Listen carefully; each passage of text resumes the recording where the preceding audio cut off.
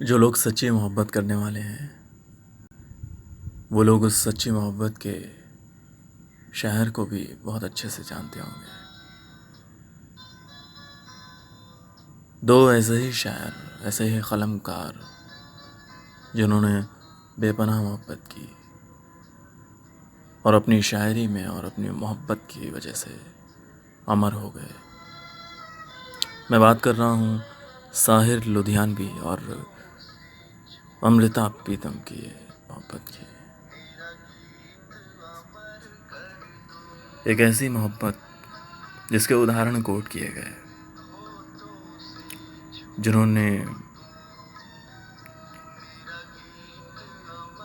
अपनी मोहब्बत का एक एक लम्हा रोमांचक जिया, पर वो कभी मिल नहीं पाए।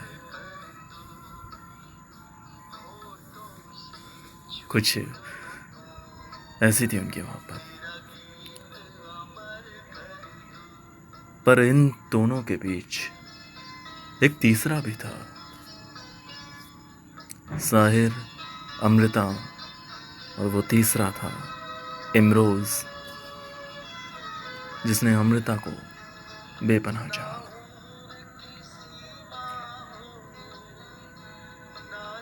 इमरोज़ अपने एक लेख में लिखते हैं, मुझे फिर मिलोगी अमृता।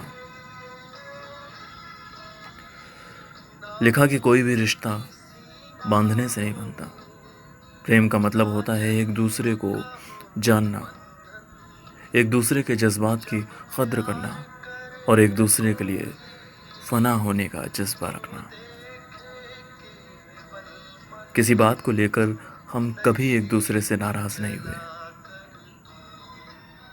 इसके पीछे की वजह ये रही कि हम अपने आप से हर तरह से आज़ाद रहे।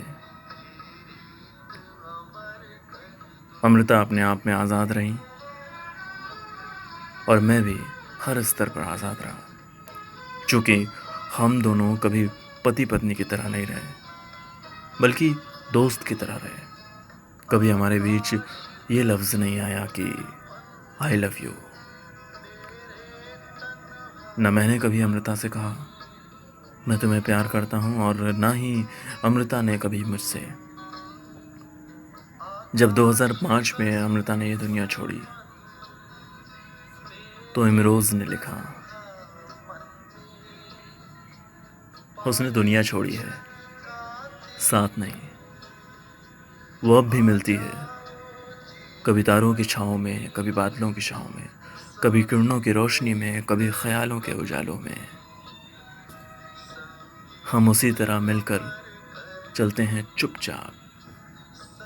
हमें चलते हुए देखकर फूल हमें बुला लेते हैं।